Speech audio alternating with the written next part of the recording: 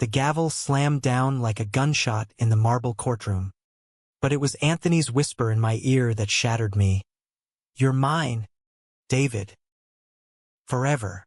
I bolted from the gallery, heart pounding, the taste of bile rising as I realized 3 years of love had been nothing but a gilded cage. Rain lashed the streets of San Francisco outside, mirroring the storm I'd ignored for too long. That whisper wasn't the end. It was the spark that ignited the inferno of my unraveling. Anthony Hale, the silver-tongued powerhouse of Hale and Associates, had swept into my life like a summer fog rolling off the bay, promising stability to a starving artist scraping by in the Mission District. I was 25, fresh out of art school at CCA, peddling sketches to tourists for rent money, when he first spotted me at a gallery opening in Soma. "Your lines have a hunger," he'd said, his voice smooth as aged bourbon, extending a manicured hand that smelled of expensive cologne and unspoken power. I shook it, feeling the jolt like static electricity, and just like that, I was hooked. We met at a dive bar in the Castro that night, the kind with rainbow flags fluttering in the breeze and drag queens holding court at the pool table.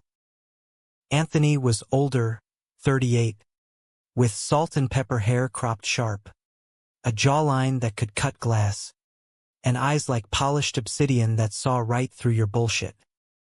He bought me a whiskey neat, no ice, and listened as I rambled about my latest piece, a canvas of fractured city lights, symbolizing the queer kids chasing dreams in a city that chewed them up and spat them out.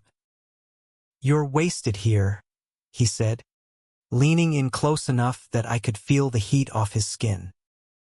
"Let me show you what real ambition looks like."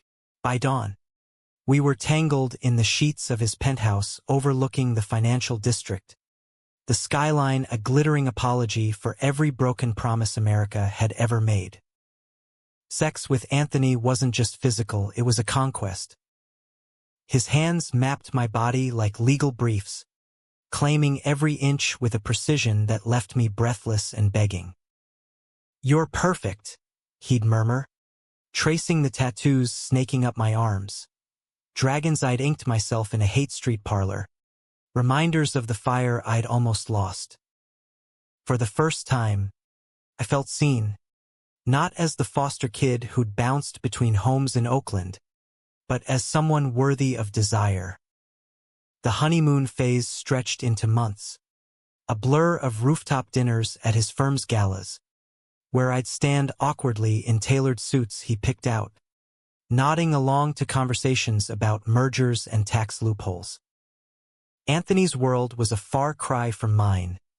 Boardrooms with views of Alcatraz, private jets to wine country weekends, and a Rolodex of influencers who could make or break a career. He started commissioning my art portraits of his clients, abstracts for his office walls, and suddenly, my bank account had 4 figures. "This is us building something," he'd say, pulling me into his lap during late-night strategy sessions. "You and me against the world, baby." But the control crept in like fog through cracked windows. It started small, suggestions that became expectations. "That shirt makes you look sloppy. Wear the blue one I bought." Or, "Skip the poetry slam tonight. We have reservations at Gary Danko." I laughed it off at first, chalking it up to his lawyer's precision, the way he compartmentalized everything into wins and losses. When I pushed back, once, after he vetoed a mural project with a queer youth center because it didn't align with my brand, he'd soften, cup my face with those strong hands, and whisper, "I'm just protecting you, David." The world's not kind to dreamers without a safety net. By our first anniversary, the net had tightened. We'd moved me into his penthouse, a sprawling glass and steel fortress with floor-to-ceiling windows that made the bay look like a painting I could never touch. My easel sat in the guest room, gathering dust amid stacks of his case files. "You're my muse now," he'd say. But the sketches he requested were always of him, nude studies in charcoal, capturing the lean muscle of his runner's build, the scar on his abdomen from a youthful indiscretion he never elaborated on. Intimacy shifted too. What was once playful exploration turned possessive. "Say you love me," he'd demand mid-thrust, his grip bruising my hips until I complied, voice hoarse. Afterward, he'd hold me like a trophy, but the warmth never reached his eyes. I ignored the red flags, burying them under the romance he doled out like verdicts. Weekends in Big Sur, where we'd hike redwood trails hand in hand, him quoting Whitman while I sketched the ocean's rage. Holidays in Palm Springs, poolside under palm fronds, his laughter echoing as he taught me to mix Manhattans. He even met my ragtag chosen family, a mix of queer artists and activists from the Castro, at a Thanksgiving potluck, charming them with stories of pro bono cases for LGBTQ+ rights. "Anthony's one of the good ones," my best friend Mia whispered later, her eyes sparkling. "Hold on to that. But the good ones don't rewrite your calendar without asking." By year 2, my phone buzzed less with gallery invites and more with his check-ins. "Where are you? Who was that call from?" A trip to New York for an art fair became a negotiation, ending with me grounded like a teenager because I forgot to update my itinerary. "I can't lose you," he'd say, voice cracking just enough to guilt me back into line. The sex grew frantic, a battlefield where submission earned affection. One night, after a firm dinner where he'd paraded me as his talented partner, we stumbled home drunk on Cabernet. He pinned me against the fridge, breath hot on my neck. "You're mine to protect," he growled, fingers digging into my wrists.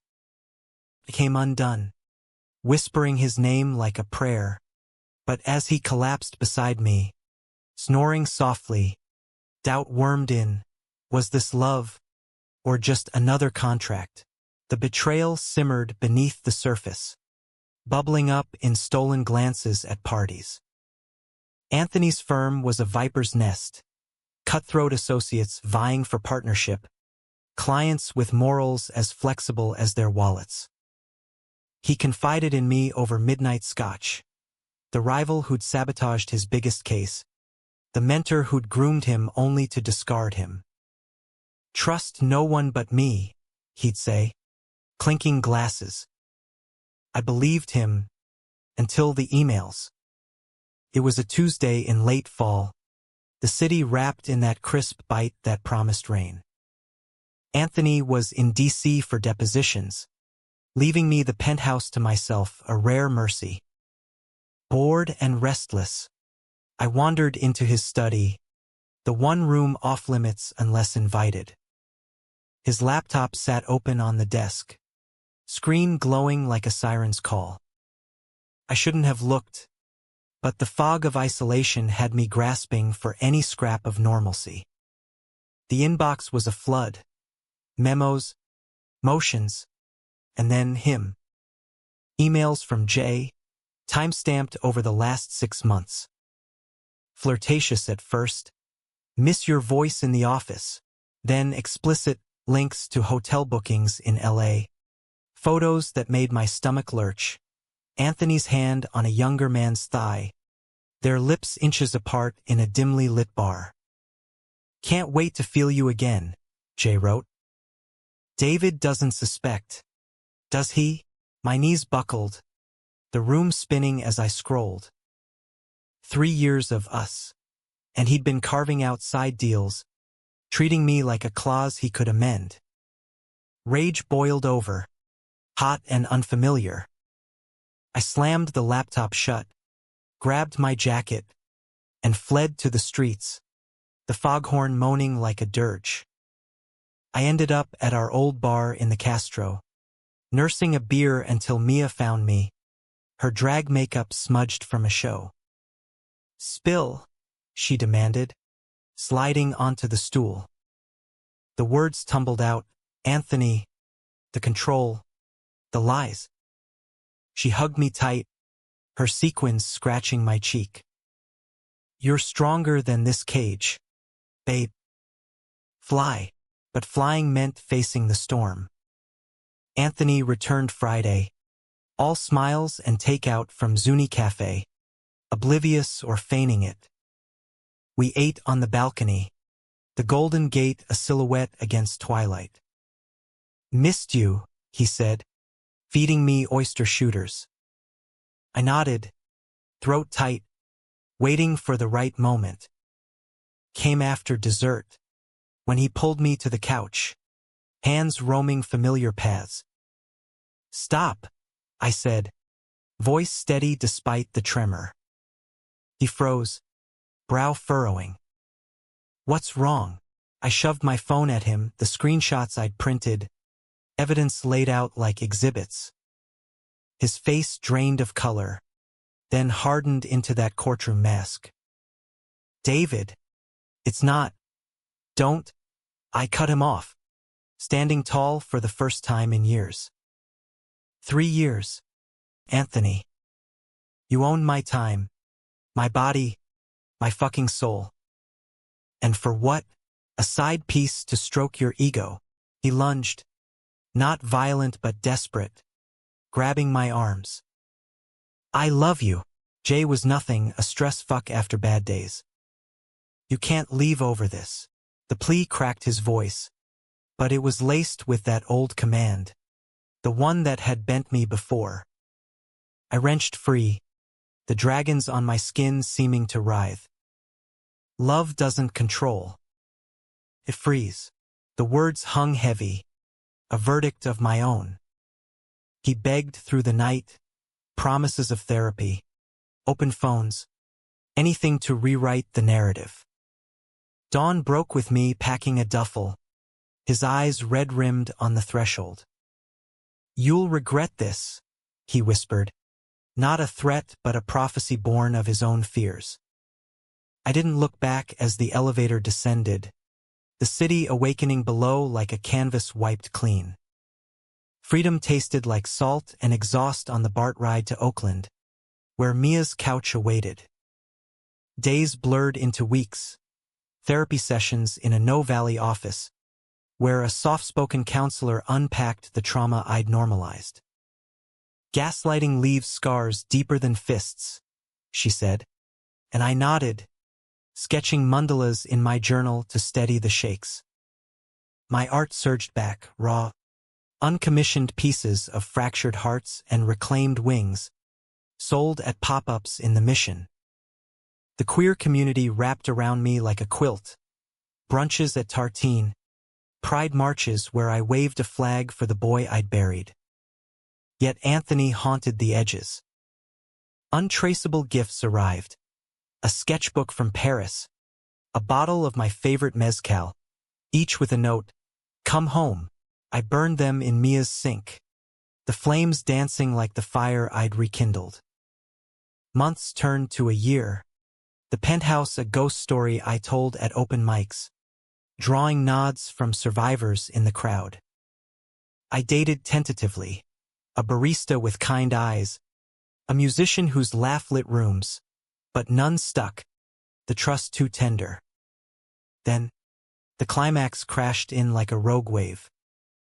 It was a crisp October evening, the kind where fog clings to your coat like regret. I'd landed a solo show at a gallery in Hayes Valley, Shades of Liberation, 40 canvases of my evolution. The opening buzzed, critics from the Chronicle, collectors sipping Pinot, Mia in a glittering gown hyping the room. I wore my leather jacket, the one from that rainy escape, feeling invincible as toasts rang out. He appeared like a specter amid the throng, tailored suit impeccable, a flute of champagne in hand. Anthony Hale, thinner now, shadows under his eyes that spoke of battles lost. our gazes locked across the space, the air thickening with unspoken indictments. Whispers rippled, patrons sensing the drama, but he moved through them, parting the crowd like Moses at the Red Sea. "David," he said, voice low, laced with that bourbon timbre. Close, he looked wrecked, stubble unkempt, the scar on his lip from a biking accident we'd laughed about now a cruel reminder. "The show's incredible. You're thriving." I stiffened, champagne flute trembling in my grip. "What are you doing here?" "Came to see for myself." His eyes scanned the walls, my pieces screaming betrayal in bold strokes, control in coiled lines. One, titled Gilded Cage, depicted a bird with clipped wings in a golden aviary, unmistakably him. He swallowed hard. "This is about us." "Was," I corrected, voice steel. The room hushed, Mia materializing at my elbow like a guardian. But Anthony pressed on, desperation cracking his facade. "I fucked up. Therapy. I've changed." J was the tip. I was running from myself, from loving you too hard. He stepped closer, scent of cologne stirring ghosts. "Give me another chance." We were epic. Epic. The word ignited the powder keg. "Epic," I laughed, bitter as bay salt. "You called it a merger, Anthony. Controlled the narrative like one of your cases. I was Exhibit A in your delusion of ownership." Voices murmured, phones discreetly angling our way, San Francisco's voyeurism in full swing. He reached for my arm, but I jerked back. "Don't touch me. Ever." His face crumpled, the mighty lawyer reduced to a man pleading in public. "I pray we cross paths again," he whispered, echoing our first night. But I saw the lie, the control lurking in that prayer, a hook disguised as hope. "No," I said, loud enough for the room to hear. "I pray we never do." The words landed like the gavel that started it all, final and freeing. He stood frozen as I turned, Mia's hand in mine, the crowd parting to let us through. Applause erupted, not for the drama, but for the art, for the man I'd become. Outside, the fog rolled in thick, muffling the city's pulse. I breathed deep, the air alive with possibility. Anthony's shadow faded behind me, a chapter closed not with by kitsch's finality, but humanism's quiet grace. Forgiveness for the boy I'd been, compassion for the man he'd failed to be, an unyielding love for the life I now owned. In the years that followed, my canvases hung in MoMA, my story whispered in queer-lit circles as a testament to breaking chains. I found love again, not in penthouses, but in a quiet North Beach apartment with a writer named Theo, whose touch was gentle as morning light. We built slowly, shared sketches over coffee, hikes in Muir Woods where dragons and words intertwined. Anthony, footnote, glimpsed in society pages, partnered now to some venture capitalist, his smile polished but hollow. On quiet nights, when the bridge lights twinkled like distant stars, I'd trace the faint bruises of memory on my skin, no longer wounds but badges. America, with its promises and pitfalls, had taught me love isn't possession. It's the courage to walk into the fog, alone if you must, and emerge whole. The gallery aftershock lingered like a hangover, but San Francisco's rhythm pulled me forward, insistent as the cable cars clanging up Powell Street. Theo entered my life 3 months post-show, at a reading in City Lights, Ferlinghetti's ghost still haunting the shelves. He was unassuming, mid-30s, curly hair tied back, glasses slipping down a nose dusted with freckles from too many Irish genes. His chapbook of poems, Echoes in the Alley, spoke of quiet rebellions, lines that mirrored my own scars without the bleed. We bonded over Bukowski in the cafe downstairs, his laugh a soft rumble that disarmed me. "Art's just poetry you can touch," he said, eyes crinkling. No grand gestures, no power plays, just shared silence as we wandered North Beach, dodging tourists under the glow of neon signs. Our first kiss happened spontaneously, against the wall of an Italian deli, tomato sauce staining our shirts from a midnight snack.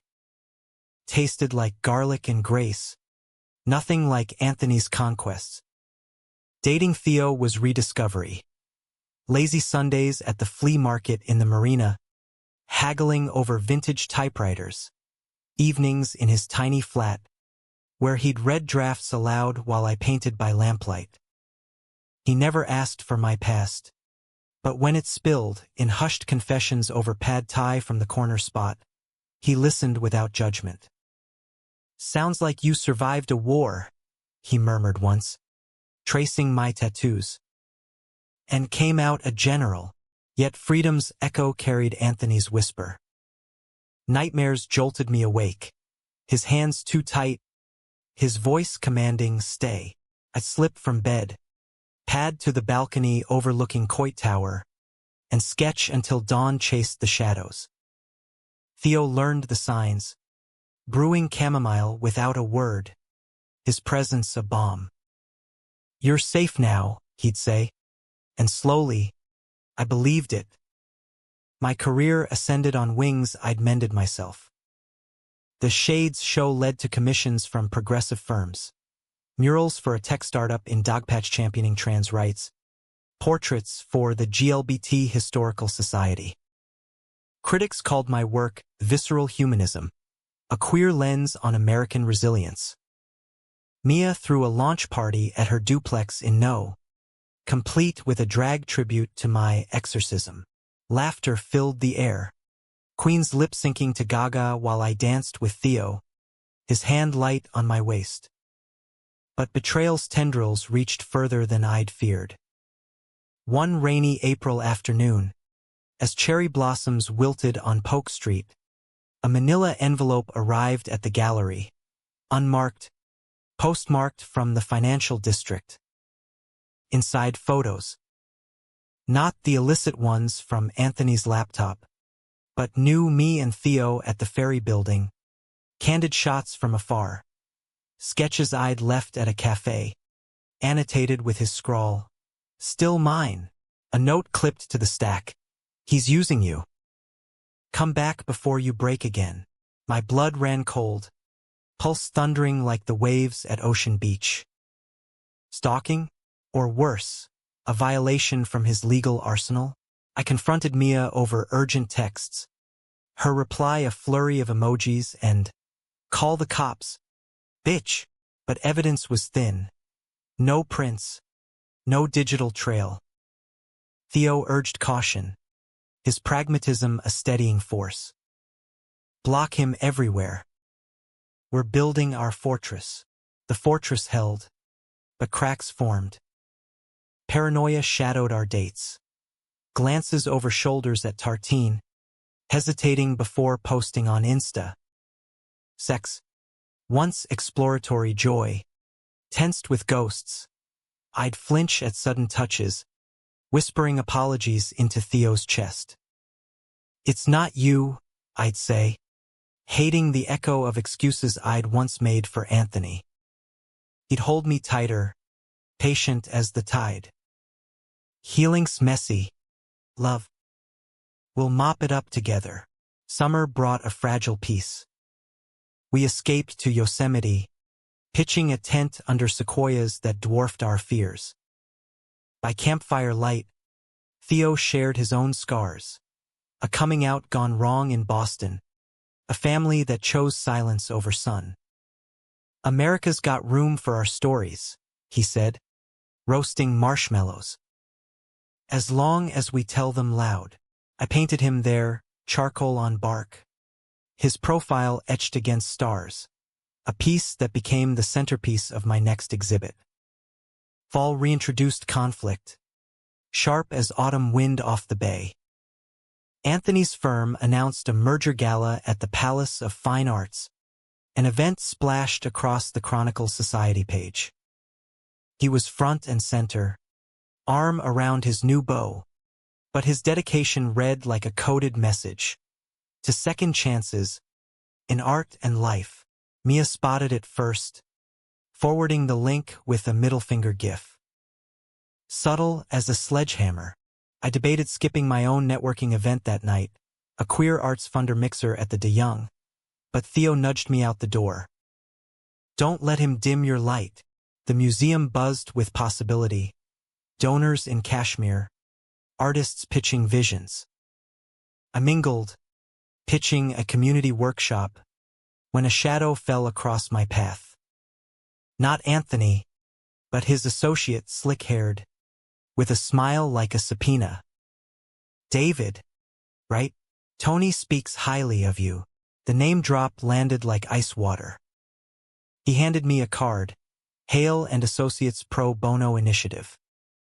We'd love your input on LGBTQ plus advocacy art. Input or infiltration. Pocketed it, excusing myself to the sculpture garden, where Rodin's thinker loomed judgmental. Dialing Theo, voice shaky. It's starting again.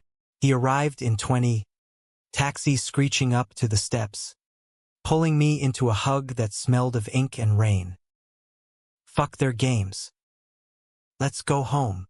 Home was our flat now, mine and Theo's. Lisa's merged like lives. But the card burned a hole in my drawer, temptation whispering of closure. Against Theo's gentle protests, I emailed the associate, proposing a neutral coffee at Phil's in the Fillmore. Just to end it, I assured him. Theo's eyes worried, but he nodded. Trust your gut, but take backup. The meet was a trap of civility. The associate droned about impactful collaborations, but midway, Anthony strode in, casual in chinos, like he'd happened by. His eyes lit on me. Hungry. David. Perfect timing. Rage and fear collided. Adrenaline sharp. This isn't coincidence. He waved off the waiter, leaning in. Hear me out. I've changed, really. Therapy unpacked my control issues, rooted in Dad's abandonment. I see now how I caged you. The vulnerability was new, disarming, but laced with that old pull. We could advise together, for the community. Prove I'm not the villain. Theo's texts buzzed. Where are you? Mia says bail. I stood, chair scraping. You're not my redemption arc, Anthony. Stay in your lane. As I fled, his voice chased. You'll need me when it falls apart. The fallout fractured us.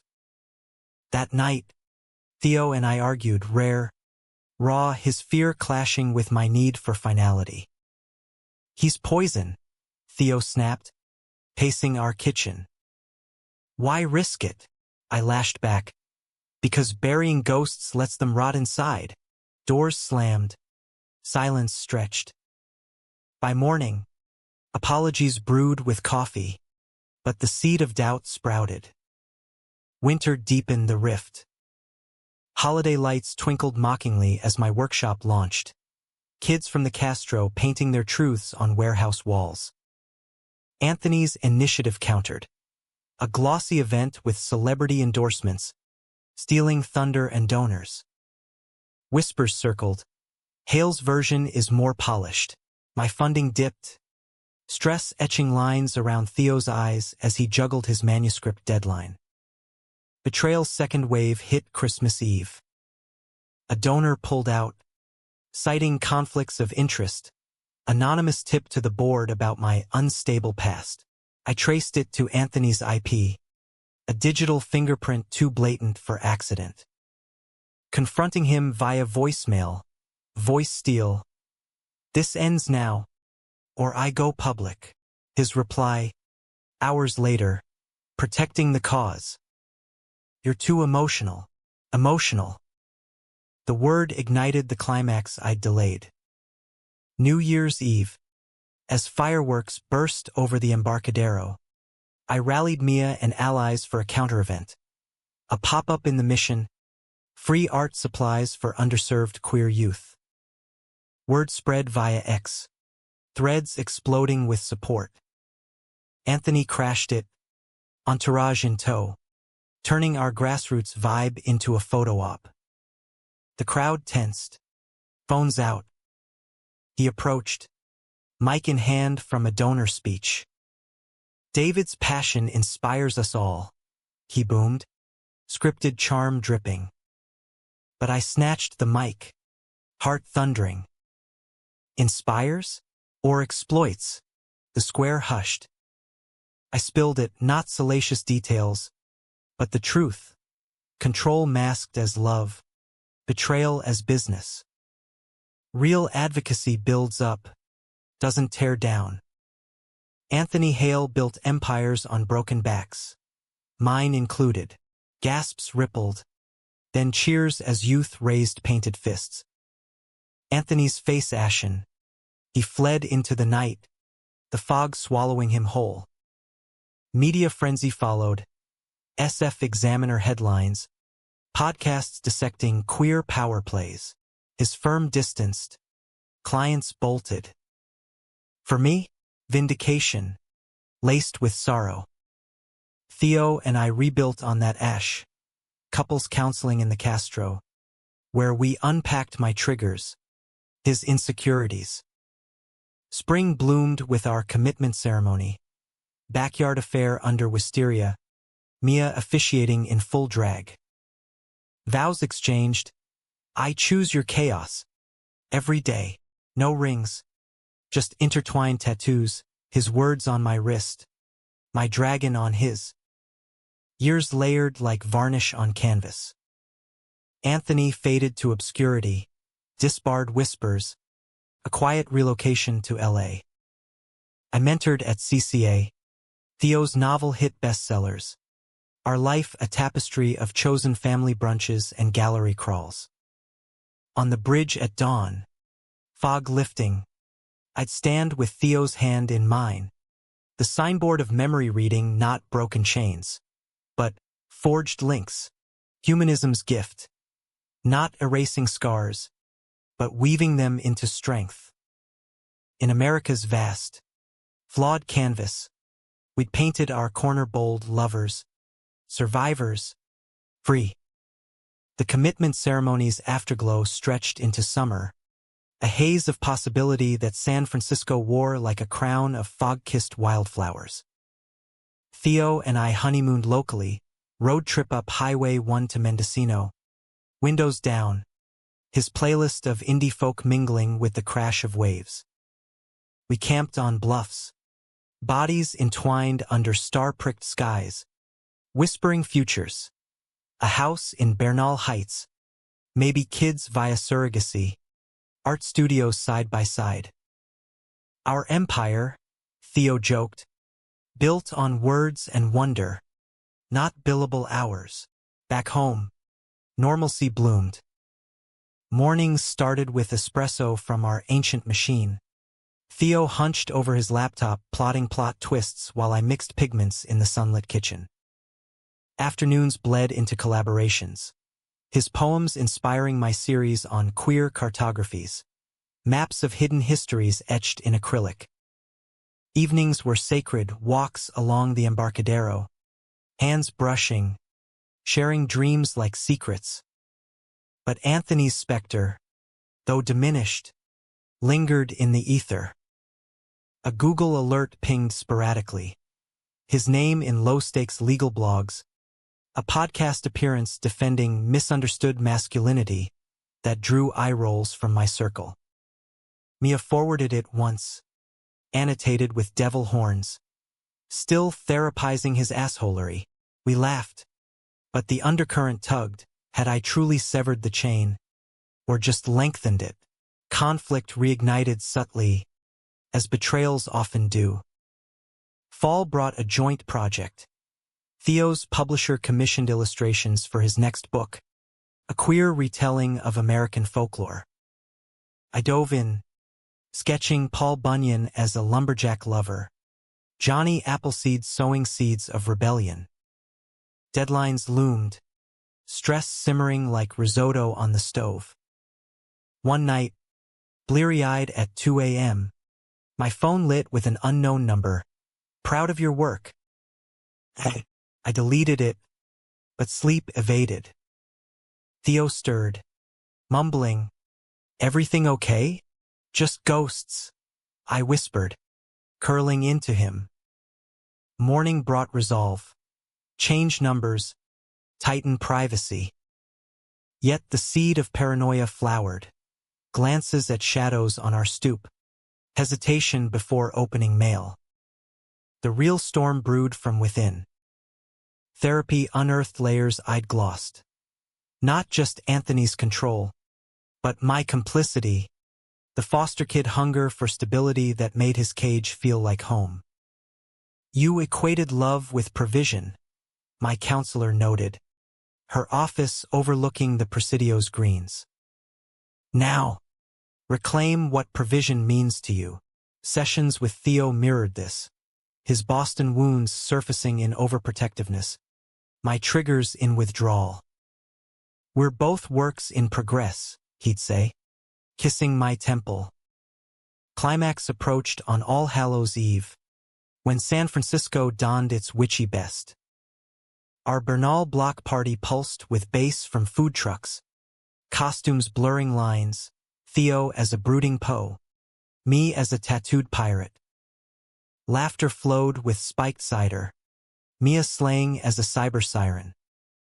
Then, amid the revelry, a figure in a trench coat, face obscured by a fedora, Anthony, uninvited, eyes locked on me through the crowd. Heart slamming, I gripped Theo's arm. It's him. Theo paled but squared shoulders, poet's fire igniting. Confront or call it? We chose the former, wading through witches and zombies to the edge of the fray. Anthony straightened, hat tipping like a noir villain. Trick or treat, he quipped, voice edged with false levity. Leave, I said, simple as a brushstroke.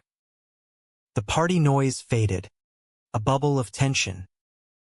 He stepped closer, cologne cutting through pumpkin spice. Just wanted to see you happy. Rumor has it you're engaged. His gaze flicked to Theo, praising. He seems adequate. Theo bristled. More than that. Back off. Anthony chuckled. Low. Protective. Cute. But David knows real power when he feels it. The words hooked old fears, but I swatted them away. Power? Yours was illusion, Anthony. A contract with fine print.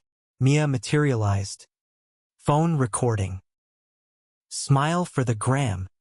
Creep, he faltered, mask slipping to reveal desperation. I lost everything because of you. That speech. The headlines. Firm folded. Boyfriend bailed. Therapy says I need amends. Amends? The plea twisted like a knife turned inward. This isn't amends, I countered, voice steady. It's control in apology drag. The crowd sensed drama, circling subtly. Anthony's eyes glistened. Tears or rain. I loved you, David. Still do. Theo's hand tightened on mine. Anchor in the gale. Love doesn't stalk. It respects boundaries. I nodded, adding, go heal. For real this time. But not on my canvas. He lingered a beat, then melted into the night, coat flapping like defeated wings. The party exhaled, cheers erupting as we rejoined shots of mezcal, dances under string lights. But the encounter etched deep, prompting a wellness reset, weekend retreat to a hot springs in Calistoga, where steam and silence soothed. Resolution wove through winter's chill. Anthony's final act arrived by certified mail. A check, 6 figures, reparations for emotional damages, with a letter pouring contrition. Use it to fly higher, he wrote. I donated half to the youth center, invested the rest in our future, a down payment on that Bernal house, adobe walls and a garden for Theo's herbs. Spring heralded renewal. Our homewarming drew the tribe, fire pit stories, murals on the garage. Theo proposed mid-toast, ring a simple silver band engraved with a line from his book.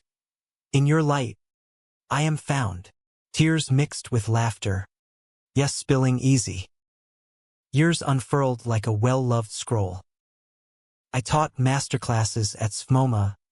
Theo toured with readings from coast to coast. We adopted a rescue pup, a scruffy mutt named Whitman, who chased fog from our heels. Anthony, a distant echo, LinkedIn showed him in therapy circles, advocating anonymously for abuse survivors. Humanistic irony. His fall birthed unintended grace. On our 5th anniversary, we returned to the bridge, dawn painting the bay rose gold. Theo slung an arm around me, Whitman tugging leash. Prayers answered, he teased. I smiled, tracing our intertwined ink.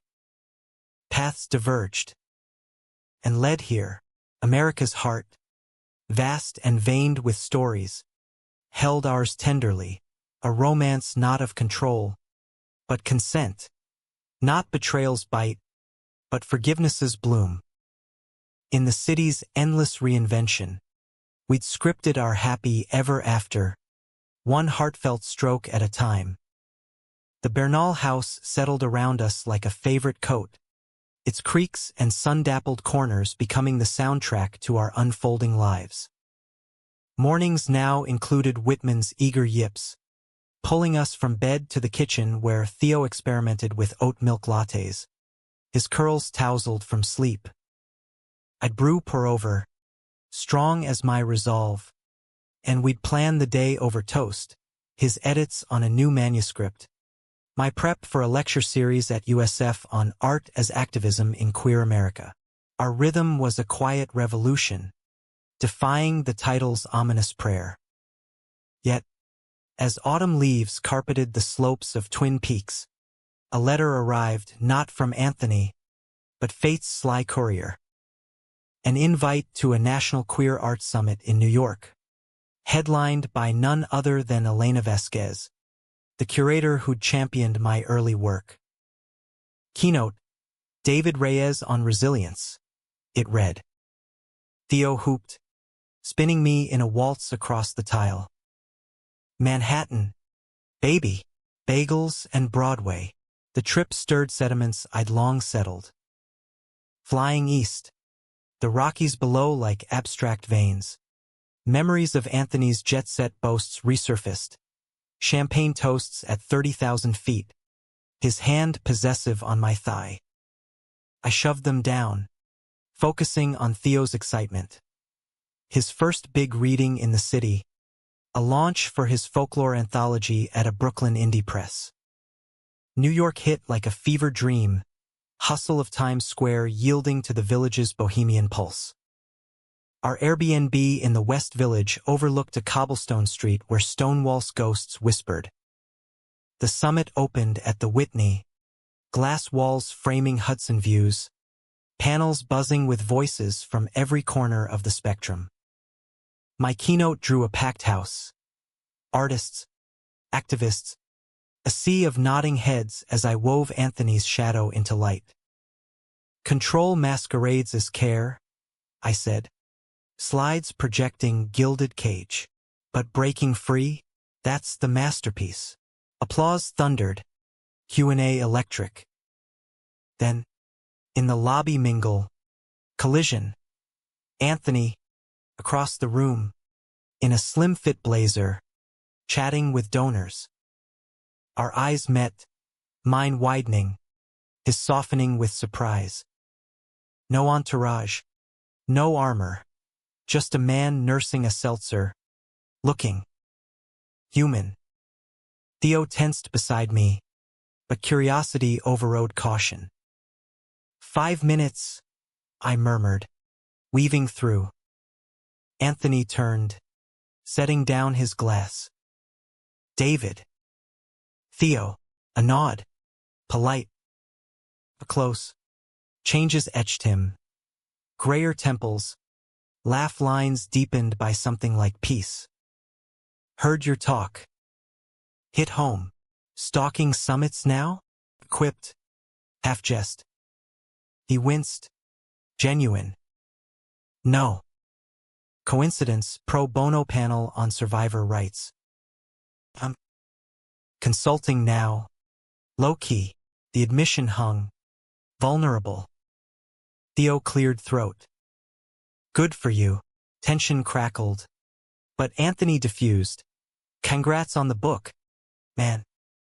Pre-ordered 3. Small talk bridged the chasm. Weather. Wine recommendations. No please. No pulls, just acknowledgement. As we parted, he pressed a card into my hand. If you ever want to collaborate, for real, no strings on advocacy art. Pocketed it. Neutral. Maybe. Back at the Airbnb, Theo unpacked the encounter over Thai delivery. He seemed subdued. I nodded. Fork twirling pad CEW. Growth. Maybe. Or a better mask. We made love that night. Slow and affirming. The cities hum a lullaby. The summit's after-parties blurred into brilliance. Rooftop toasts at the Standard. Underground readings in lofts where poets spat fire. Theo's launch packed the venue. Queer icons in attendance. Snapping pics with my murals projected behind.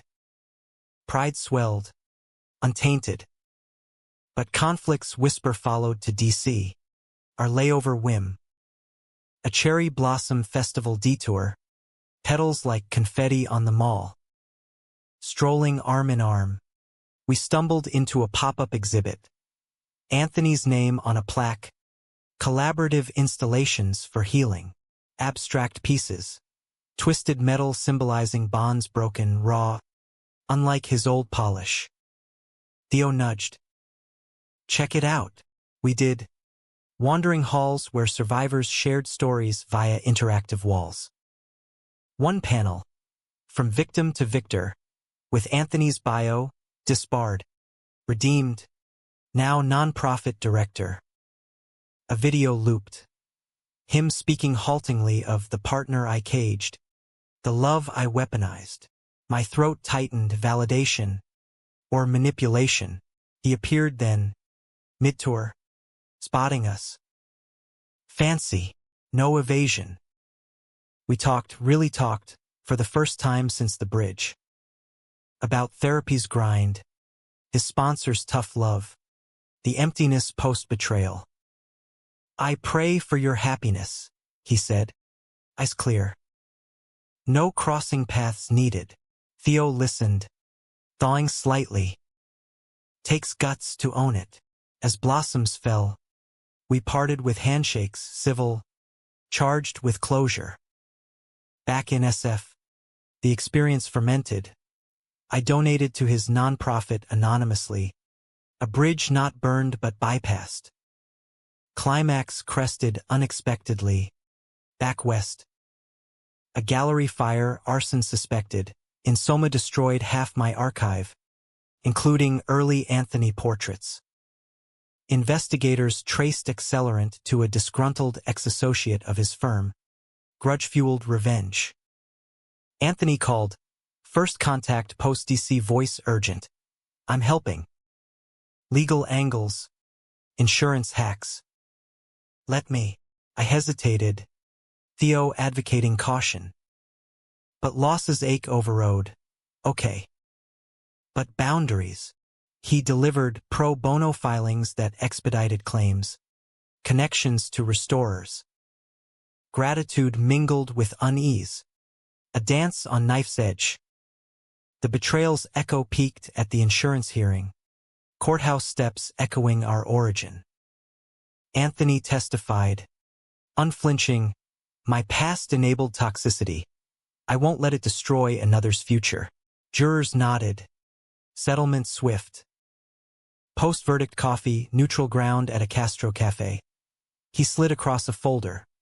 Blueprints for a joint exhibit. Chains to canvases. Proceeds to fire victims. Partners in healing, he ventured.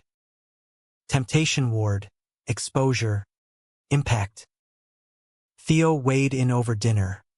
If it serves you, not him. I agreed. Conditional. Co-curators. Clear contracts. Resolution flowered in the exhibit's launch. MoMA warehouse transformed. Crowds thronged. My evolutions beside his abstracts. Stories intertwined without romance. Anthony spoke first, crediting me. David taught me release. I followed. Forgiveness isn't forgetting. It's creating space. Theo beamed from front row. Whitman in tow. Puppy pass approved. Post-show. We three toasted, awkward, then easy. To paths that parallel, Anthony said. We echoed. Glasses clinking. Years later, our lives diverged gracefully. Theo and I parenting twins via surrogate. Chaotic joy in diaper dashes and bedtime tales. Anthony mentored from afar. His work lauded in Times op-eds. Visits rare, holidays, fundraisers but cordial, ghosts exorcised. On a foggy morn, bridge vigil with family in tow. Theo whispered, prayer granted. I laughed. Kids chasing gulls. Better intertwined journeys. In America's mosaic, our threads wove humanistic harmony. Love's depth. Betrayal's lesson. Romance's renewal. No chains. Only choices, bold, boundless. Ours. The twins, Luca and Sophia. Bundles of curiosity with Theo's curls and my ink-stained fingers. Reshaped our world into a whirlwind of wonder. The Bernal house expanded. Nursery murals of fantastical beasts guarding their dreams. A home office where Theo typed one-handed during feedings, and my studio spilling into the garage. Canvases drying like autumn leaves. Fatherhood was a masterclass in vulnerability. Nights of colic cries blending with my old nightmares. Theo's steady voice anchoring us. We've got this. Team Reyes O'Connor. Anthony's role evolved into an unlikely uncle figure. Distant but doting. Quarterly cards arrived with books. The Giving Tree, annotated with his scrawl. Roots strong. Branches free. Birthdays brought custom puzzles of their ultrasound art. His redemption etched in whimsy. We met sparingly. Park picnics in Golden Gate Park, where he'd toss frisbees with exaggerated flair. Kids giggling at his silly lawyer tricks. Theo warmed to it, dubbing him Uncle Antsy, a nod to the fidget he still had under pressure. Yet, as the children toddled into preschool, conflict stirred from embers long cooled. A documentary crew approached. Vice-style. Queer icons. From shadows to spotlights. Profiling my arc. Interviews delve deep. Foster scars. Anthony's grip. The bridge epiphany. Raw honesty, the director gushed. Theo and I debated airing it, exposure for advocacy, or reopening wounds. Anthony learned via mutual contacts. Emailing. If it helps, I'll participate. Full transparency. The offer tempted, balance the narrative, humanize the villain. We agreed, filming in neutral SF spots. My studio for creation shots, his modest no flat for contrition. On camera, he owned it unflinchingly. I was a narcissist in love's clothing. David escaped. I learned to live with the echo. The doc premiered at Frameline. Festival lights bathing Castro Theater in pride's glow. Packed house. Cheers for raw cuts. My escape rain-drenched. His apology tear-streaked. Q&A post-screening. A survivor asked, "Forgiveness real?" I glanced at Anthony 2 seats over. It's process, not product. We're all human, flawed, fixable. Post-fest afterparty at a duplex in the Haight. Vibes electric. Kids stayed with Mia. So Theo and I danced unencumbered, his hips swaying to indie beats. Anthony approached. Solo. Nursing a club soda. "Proud of us," he said. "Inclusive." We clinked imaginaries. A truce toast. Betrayal's final twist came insidious, as serpents slither.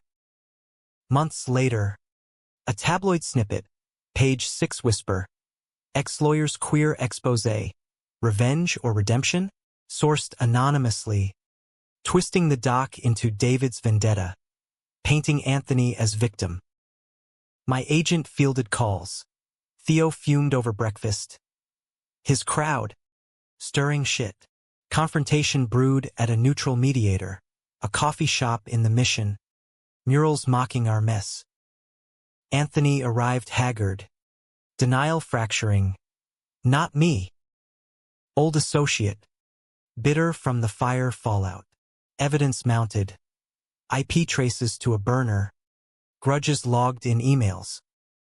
But doubt gnawed, his world of shadows, my trust tentative. Climax unfolded in a storm-lashed night, thunder rumbling like unresolved thunder. I drove to his flat unannounced, rain sheeting windshield, heart a drum. He opened door, surprise softening to sorrow. "David, come in." The space was Spartan. Bookshelves of recovery tomes, a single abstract, our exhibit remnant on the wall. We paced, voices rising over downpour. "If not you, why the silence?" I demanded. He confessed fragments. The associate's plea for one last favor. His weak refusal. The leak's blowback. "I protected you once, wrongly. Now, I defer." Tears mixed with rain on window panes. Theo called mid-rant, grounding, "Come home." We sue together. Resolution dawned with dawn's light filtering through clouds. We pooled resources, my network, his legal savvy for a countersuit, exposing the leaker. Case closed swift. Settlement funding a scholarship, Reyes Hale Resilience Fund. Anthony signed over his share anonymously. Note attached, "For the kids who break free." Spring thawed us fully. Family expanded. Luca's soccer games where Anthony cheered from bleachers. Sophia's art classes with my demos. Theo's stories bedazzling them. Holidays blended.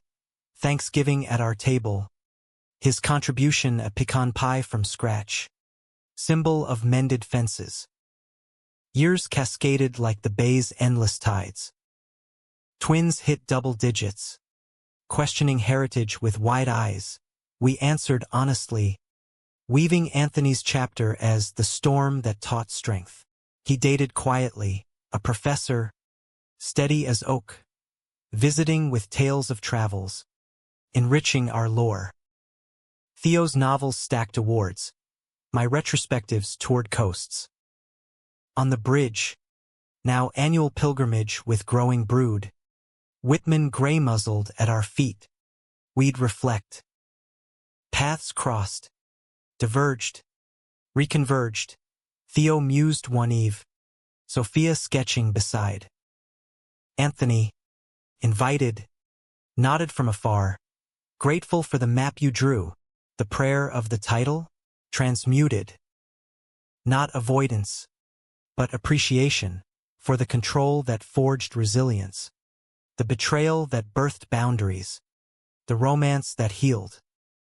In America's grand, gritty narrative, land of outcasts and overcomers, our story hummed humanistic harmony.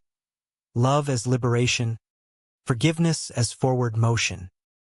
No endings sharp, only evolution soft, painted in the colors of chosen kin. And so, under fog's forgiving veil, we walked on free, intertwined, forever.